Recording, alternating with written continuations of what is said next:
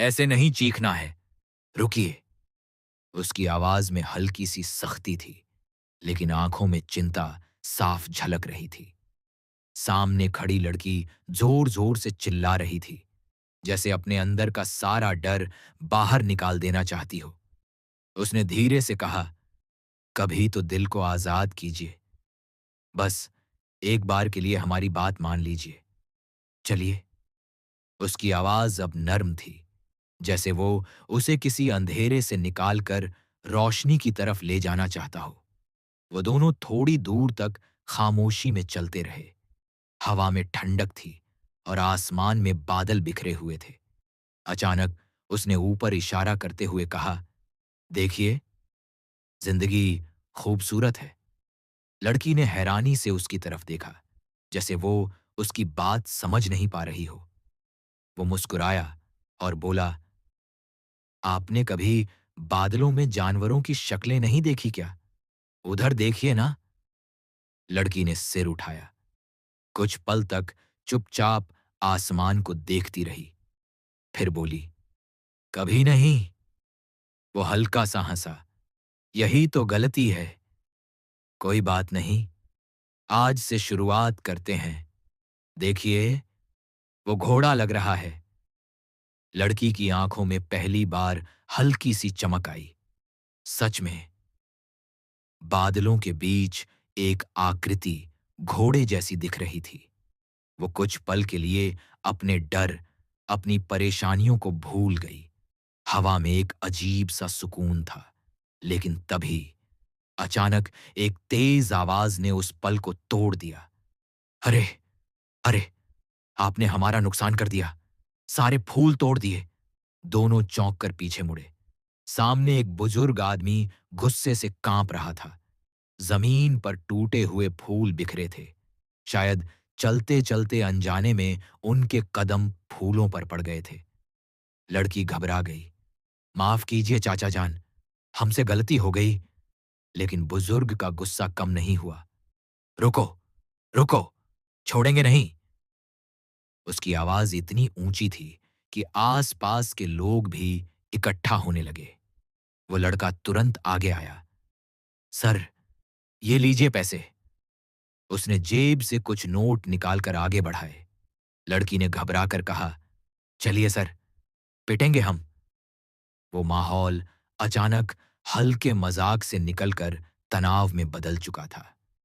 अरे चलिए, चलिए। लड़के ने उसका हाथ पकड़ा और भीड़ से दूर ले जाने लगा। दोनों तेज कदमों से आगे बढ़े। कुछ दूर जाकर लड़की रुकी। उसकी सांसें तेज चल रही थीं। हम क्यों गए? क्यों आए? आप यहीं रहिए। उसकी आवाज़न में डर था। लड़के ने गंभीर होकर उसकी तरफ देखा।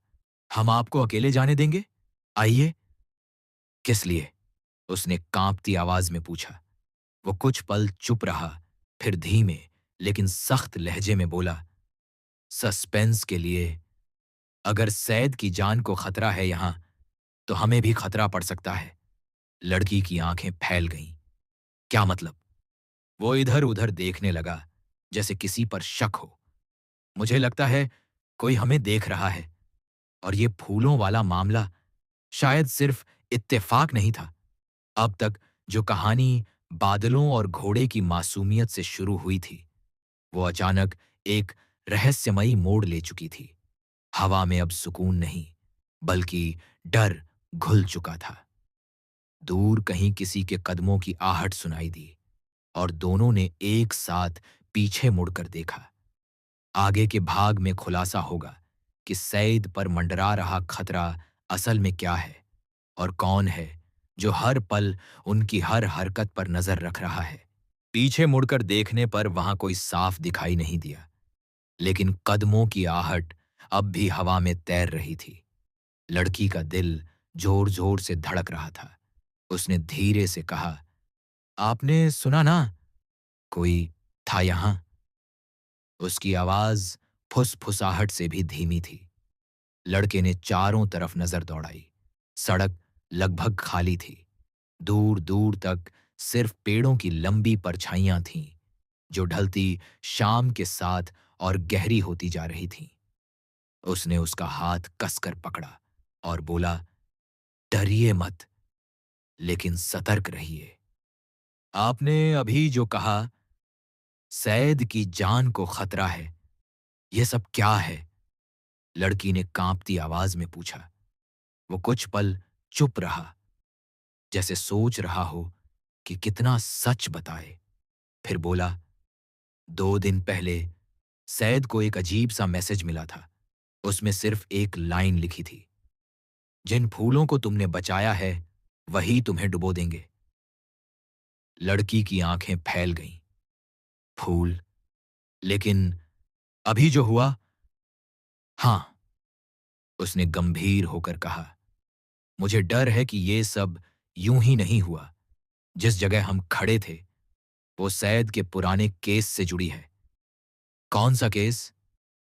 एक जमीन का मामला, जिसमें सैद ने कुछ लोगों के खिलाफ गवाही दी थी। वो लोग चाहते थे कि ये बगीचा उजड़ जाए ताकि यहां उनकी बिल्डिंग बन सके। लेकिन सैद ने सच का साथ दिया और बगीचा बच गया। लड़की को जैसे सब समझ आने लगा। मतलब, ये फूल, ये बगीचा, सब उसी वजह से? हो सकता है, उसने धीमे से कहा।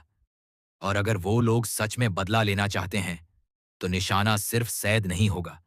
जो भी उसके करीब है वो खतरे में है। लड़की के कदम वहीं रुक गए। तो हम यहां क्यों आए? अगर इतना खतरा था तो? वो हल्की मुस्कान के साथ बोला, कभी कभी सच का सामना वहीं जाकर करना पड़ता है जहां से डर शुरू हुआ हो। तभी अचानक पीछे झाड़ियों में सरसराहट हुई। दोनों एक साथ चौंक गए।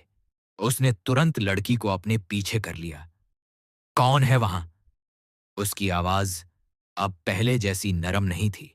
उसमें सख्ती और चेतावनी दोनों थे। कुछ पल सन्नाटा रहा। फिर झाड़ियों के पीछे से एक परछाई उभरी। वो वही बुजुर्ग था जिसने फूलों के लिए चिल्लाया था। लेकिन अब उसके चेहरे पर गुस्सा नहीं, बल्कि अजीब सी मुस्कान थी। इतनी जल्दी जा रहे हो? उसने धीमे स्वर में कहा। लड़की ने डर कर उसका हाथ और कसकर पकड़ लिया। चाचा जान, हमने पैसे दे दिए ना, लड़के ने संयम रखते हुए कहा। बुजुर्ग हंसा। पैसों की बात किसने की? बात तो इज्जत की है, और उस वादे की जो सैद ने किया था। लड़की का दिल जैसे थम गया। आप सैद को जानते हैं? जानता ही नहीं, इंतजार कर रहा हूं। उसकी आंखों में एक अजीब चमक थी। लड़के ने तुरंत समझ लिया, ये कोई साधारण माली नहीं था। क्या चाहते हैं आप? उसने सीधा सवाल किया। बुजुर्ग धीरे धीरे उनकी तरफ बढ़ने लगा। बस एक हिसाब बराबर करना है।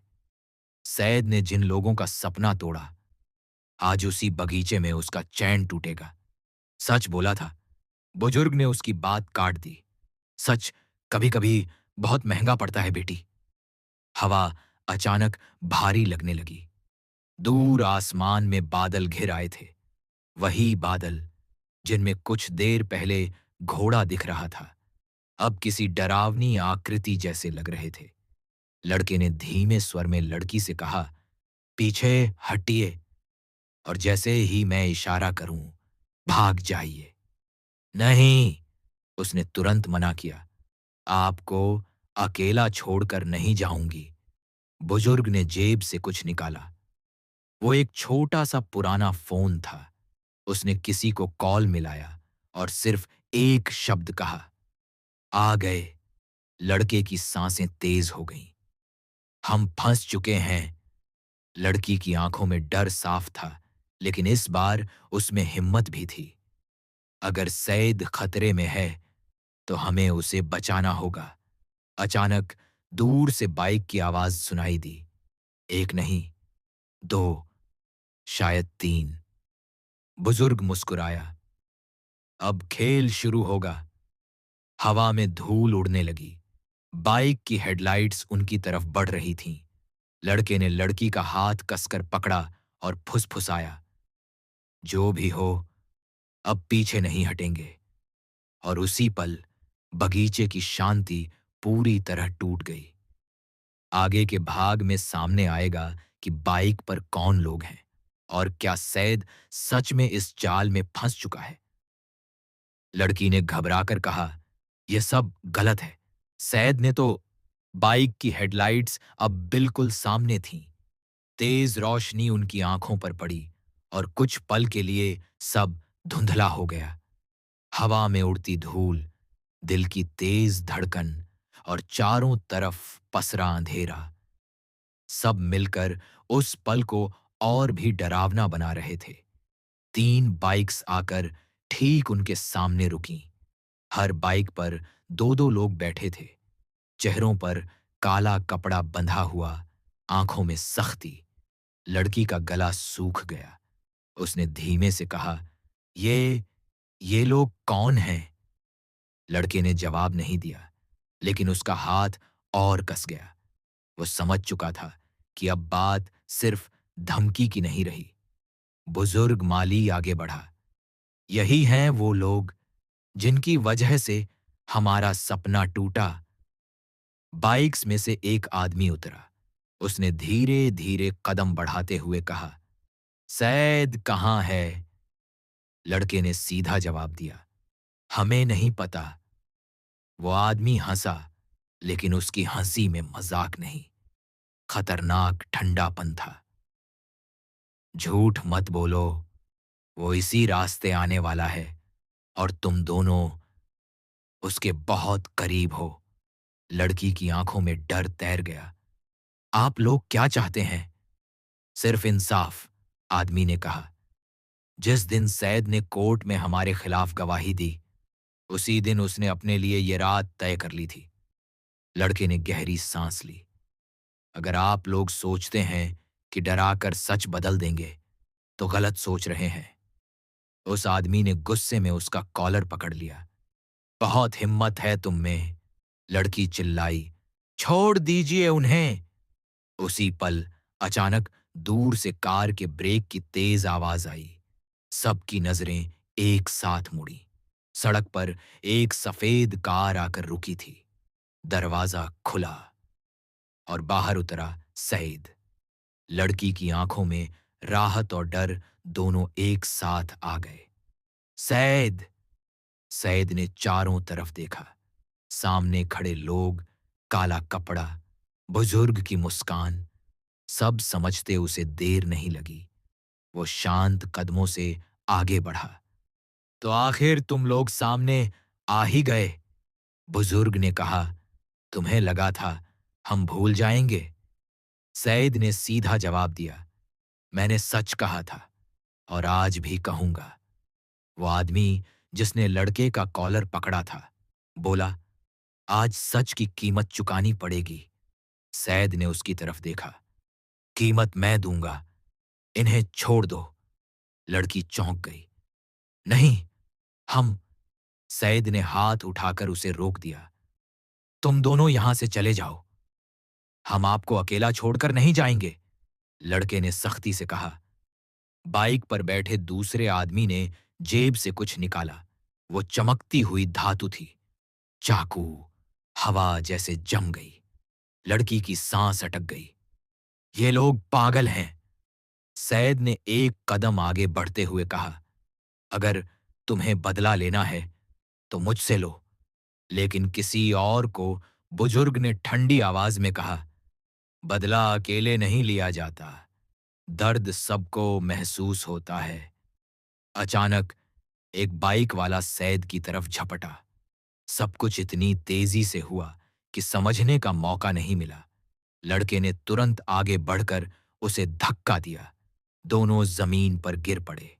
चाकू दूर जा गिरा। लड़की ने बिना सोचे समझे चाकू उठाकर अपने पीछे कर लिया। उसके हाथ कांप रहे थे, लेकिन आंखों में डर के साथ अब गुस्सा भी था। बस! उसने जोर से कहा, बहुत हो गया। सब एक पल के लिए रुक गए। सैद ने हैरानी से उसे देखा। तुम? लड़की की आवाज कांप रही थी, लेकिन शब्द साफ थे। सच की लड़ाई अगर है, तो हम सब साथ हैं। बाइक वाले लोग एक दूसरे को देखने लगे। शायद उन्हें उम्मीद नहीं थी कि डर से कांपती लड़की अचानक इतनी हिम्मत दिखाएगी। लेकिन तभी दूर से पुलिस सायरन की आवाज गूंजी। सबके चेहरे पर तनाव आ गया। बुजुर्ग ने गुस्से में दांत भींचे। ये खत्म नहीं हुआ सैयद, ये तो बस शुरुआत है।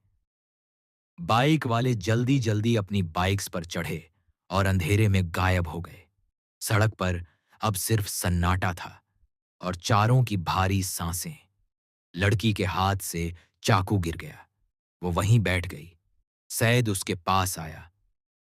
तुम ठीक हो? उसने धीरे से सिर हिलाया, लेकिन उसकी आंखों में सवाल थे। ये सब क्यों? उसने पूछा। सैयद ने आसमान की तरफ देखा। वही बादल, लेकिन अब घोड़ा कहीं नहीं था। क्योंकि सच कभी कभी दुश्मनों से ज्यादा अपनों को भी परखता है। लड़का चुप था, लेकिन उसके दिमाग में एक और बात घूम रही थी। पुलिस को किसने बुलाया? क्या ये सिर्फ इत्तेफाक था, या कोई और भी है जो परछाइयों में छुपा है? रात अभी बाकी थी, और सस्पेंस भी। अगले भाग में सामने आएगा। पुलिस के आने के पीछे किसका हाथ था, और क्या सईद सच में सुरक्षित है, या असली खतरा अभी बाकी है? मत घसीटो। पुलिस की गाड़ियों की लाल नीली बत्तियां अब पूरे बगीचे को रोशन कर रही थीं। कुछ देर पहले जहां डर और अफरा तफरी थी, वहां अब सख्त चेहरे और सवालों की बौछार थी। एक इंस्पेक्टर आगे आया और सैद की तरफ देखते हुए बोला, हमें गुमनाम कॉल आया था। कहा गया कि यहां हमला होने वाला है। लड़के के मन में वही सवाल फिर गूंजा। किसने किया था वो कॉल? सैद ने शांत रहने की कोशिश की। हम ठीक हैं। कुछ लोग आए थे, लेकिन भाग गए। इंस्पेक्टर ने आसपास नजर दौड़ाई। ये लोग इतनी आसानी से हार मानने वाले नहीं लगते। पुलिस के जाते ही माहौल फिर से भारी हो गया। हवा में अभी भी डर की गंध थी। लड़की चुपचाप खड़ी थी। उसकी नजरें जमीन पर थीं। अचानक उसने धीरे से कहा, अगर गुमनाम कॉल नहीं आता, तो आज क्या होता? कोई जवाब नहीं दे पाया। लड़का सोच में डूब गया। उसे याद आया, जब बाइक वाले आए थे, उससे कुछ सेकंड पहले उसने अपने फोन में हल्की सी वाइब्रेशन महसूस की थी। लेकिन उस समय उसने ध्यान नहीं दिया। उसने जेब से फोन निकाला। स्क्रीन पर एक अनजान नंबर से मैसेज था, सच का साथ दिया है, अब आखिर तक देना। उसका दिल जोर से धड़क उठा। उसने वो मैसेज किसी को नहीं दिखाया। क्या हुआ? लड़की ने पूछा। कुछ नहीं। उसने जल्दी से फोन जेब में रख लिया, लेकिन उसकी आंखों में बेचैनी साफ थी। सैद ने गहरी सांस ली। अब हमें सावधान रहना होगा। ये लोग सीधा हमला नहीं करेंगे। खेल लंबा चलेगा। मतलब? लड़की ने पूछा। मतलब ये कि अब हर चेहरा शक के घेरे में होगा। सैद ने गंभीर स्वर में कहा। अगले दिन शहर में खबर फैल चुकी थी कि सैद पर हमला हुआ। कुछ लोग सहानुभूति जता रहे थे, कुछ चुप थे, और कुछ की निगाहों में अजीब सी चमक थी। दोपहर को सईद के घर के बाहर एक काला लिफाफा मिला, बिना नाम के। लड़के ने लिफाफा उठाया। अंदर सिर्फ एक तस्वीर थी, उसी बगीचे की, और पीछे खड़े वो दोनों। तस्वीर के पीछे लिखा था, हर फूल की अपनी कीमत होती है। लड़की के हाथ कांप गए। ये लोग हमें देख रहे हैं। सैद की आंखों में अब चिंता साफ दिख रही थी। यह सिर्फ बदला नहीं, ये मनोवैज्ञानिक खेल है। लड़का अब और चुप नहीं रह सका। सैद, क्या आपने कभी सोचा है कि दुश्मन बाहर नहीं, अंदर भी हो सकता है? सईद ने उसकी तरफ देखा। क्या कहना चाहते हो? वो कुछ पल रुका, फिर बोला, पुलिस को कॉल किसने किया? और ये मैसेज, ये तस्वीर, कोई बहुत पास का आदमी ही कर सकता है। कमरे में सन्नाटा छा गया। लड़की ने डरते हुए कहा, आप कहना क्या चाहते हैं? मैं बस इतना कह रहा हूं, उसने धीमे लेकिन साफ शब्दों में कहा, कि हो सकता है हम में से कोई भी पूरी सच्चाई नहीं जानता। सईद की नजरें गंभीर हो गईं। तुम मुझ पर शक कर रहे हो? नहीं, लेकिन सच पर भरोसा है, और सच कभी आधा नहीं होता। तभी दरवाजे पर दस्तक हुई। तीनों चौंक गए। दरवाजा खुला। सामने वही बुजुर्ग माली खड़ा था। इस बार उसके चेहरे पर गुस्सा नहीं था, बल्कि अजीब सी शांति थी। डरिए मत, उसने धीमे स्वर में कहा। मैं अकेला आया हूं। लड़की ने घबराकर पीछे कदम लिया। आप फिर यहां क्यों आए हैं? बुजुर्ग ने जेब से एक पुरानी फाइल निकाली। क्योंकि अब खेल बदल चुका है। जिस सच्चाई के लिए सैद लड़ा था, वो अधूरी थी। सैद की भौहें सिकुड़ गईं। क्या मतलब?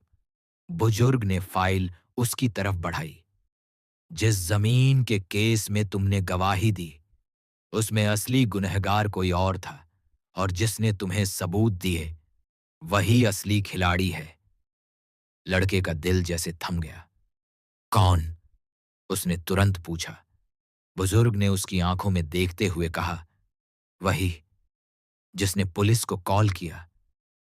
कमरे की हवा जैसे जम गई। सैद ने फाइल खोली। अंदर कुछ दस्तावेज थे और एक नाम। नाम देखकर उसके चेहरे का रंग उड़ गया। लड़की ने घबराकर पूछा, कौन है? सैद के होंठ कांपे। ये ये नाम तो। वो नाम था रेहान। लड़का सन्न रह गया। रेहान? लेकिन वो तो। हाँ, रेहान उनका सबसे भरोसेमंद दोस्त था। वही जिसने सैद को सबूत जुटाने में मदद की थी। बुजुर्ग की आवाज गूंजी। हर सच्चाई के पीछे एक और सच्चाई छुपी होती है, और इस बार धोखा बहुत करीब से मिला है। तीनों एक दूसरे को देख रहे थे। अब सवाल सिर्फ बदले का नहीं था, सवाल था भरोसे का। क्या रेहान सच में गद्दार है, या ये भी किसी बड़े खेल का हिस्सा है? रात फिर गहरी हो रही थी, और असली तूफान अब भी बाकी था। अगले और अंतिम भाग में होगा सबसे बड़ा खुलासा। क्या रेहान वाकई दुश्मन है, या कोई और है जो सबको एक दूसरे के खिलाफ खड़ा कर रहा है? रेहान का नाम सुनते ही कमरे में जैसे वक्त ठहर गया। सईद की उंगलियां फाइल पर जमी रह गईं। लड़की की आंखों में विश्वास और शक की लड़ाई साफ दिख रही थी, और लड़के के दिमाग में बस एक ही सवाल गूंज रहा था, क्या सच में रेहान ने धोखा दिया? ये झूठ है। सईद ने धीमे लेकिन सख्त स्वर में कहा, रेहान ऐसा नहीं कर सकता। बुजुर्ग माली ने गहरी सांस ली।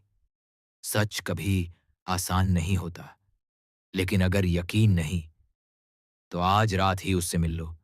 फैसला खुद हो जाएगा। रात के 10:30 बजे एक सुनसान गोदाम, वहीं जगह जहां रेहान ने मिलने के लिए बुलाया था। तीनों पहुंचे। चारों तरफ सन्नाटा। हल्की पीली लाइटें टिमटिमा रही थीं। अचानक पीछे से आवाज आई, मुझे पता था तुम आओगे। रेहान अंधेरे से बाहर आया। चेहरा शांत, लेकिन आंखों में बेचैनी। सैद सीधे उसके सामने जाकर खड़ा हो गया। यह सब क्या है? रेहान कुछ पल चुप रहा, फिर बोला, अगर मैं सच बताऊं तो शायद तुम मुझ पर कभी भरोसा नहीं करोगे। लड़के ने तेज आवाज में कहा। सीधे सीधे बोलो। रेहान ने जेब से फोन निकाला और एक वीडियो चलाया। वीडियो में वही लोग थे, बाइक वाले, और उनके साथ खड़ा एक आदमी। वो आदमी सैयद का पुराना बिजनेस पार्टनर आरिफ। आरिफ? सईद के होंठ कांप गए। रेहान ने कहा, हाँ, असली खेल उसी ने रचा। उसने मुझे इस्तेमाल किया। सबूत वही देता था ताकि तुम केस जीत जाओ। लेकिन असल में वो जमीन खुद हथियाना चाहता था। जब उसे लगा कि तुम उसके खिलाफ भी खड़े हो सकते हो, उसने ये सारा जाल बिछाया। लड़की ने हैरानी से पूछा, तो पुलिस को कॉल? रेहान ने गहरी सांस ली। वो मैंने किया था। तीनों चौंक गए। क्यों? सईद की आवाज टूट रही थी। क्योंकि मुझे देर से समझ आया कि मैं गलत लोगों के साथ खड़ा हूं। मैंने सोचा, अगर तुम्हें सच पता चला तो बहुत देर हो जाएगी, इसलिए पहले तुम्हें बचाना जरूरी था। लड़का अब भी शक में था। और ये तस्वीरें, ये धमकियां? आरिफ के लोग कर रहे थे, रेहान ने जवाब दिया। वो चाहता था कि तुम सब एक दूसरे पर शक करो, ताकि असली दुश्मन से ध्यान हट जाए। तभी अचानक गोदाम का दरवाजा जोर से बंद हुआ। अंधेरे से ताली बजाने की आवाज आई। बहुत अच्छा रेहान, आखिर सच बोल ही दिया। सामने आया आरिफ। उसकी आंखों में ठंडी मुस्कान थी। तुम लोग सच की बात करते हो, लेकिन इस दुनिया में जीत उसी की होती है जो खेल समझता है। सैयद ने गुस्से में कहा, तुमने दोस्ती का फायदा उठाया। आरिफ हंसा। दोस्ती? ये बस एक मोहरा था। तभी पीछे से पुलिस सायरन की आवाज गूंजी। आरिफ के चेहरे की मुस्कान गायब हो गई। रेहान ने शांत स्वर में कहा, इस बार कॉल मैंने पहले ही कर दिया था। पुलिस अंदर घुसी। आरिफ और उसके लोग घिर चुके थे। कुछ ही मिनटों में सब खत्म हो गया। गोदाम के बाहर ठंडी हवा चल रही थी। लड़की ने आसमान की तरफ देखा। बादल हट चुके थे। चांद साफ दिखाई दे रहा था। वो मुस्कुराई। याद है, आपने कहा था बादलों में घोड़ा दिख रहा है। लड़का हल्का सा हंसा। हाँ, लेकिन असली जंग तो जमीन पर थी। सईद ने रेहान की तरफ देखा। कुछ पल की खामोशी के बाद उसने उसका हाथ थाम लिया। गलती हुई, लेकिन तुमने उसे सुधारा। रेहान की आंखें नम हो गईं। कभी कभी सच के लिए देर से खड़ा होना भी जरूरी होता है। अब खतरा खत्म हो चुका था, लेकिन इस पूरी घटना ने एक बात साफ कर दी। सच की राह आसान नहीं होती। दोस्ती की कसौटी कठिन होती है, और हर मुस्कान के पीछे छुपा चेहरा हमेशा वैसा नहीं होता जैसा दिखता है। हवा में अब डर नहीं, सुकून था। लड़की ने धीरे से कहा, जिंदगी सच में खूबसूरत है, बस हमें उसे देखने की नजर चाहिए। और इस बार आसमान में कोई घोड़ा नहीं था, लेकिन दिलों में आजादी थी। कहानी खत्म। लेकिन सवाल बाकी। अगर उस रात पुलिस देर से आती तो क्या सच फिर भी जीतता?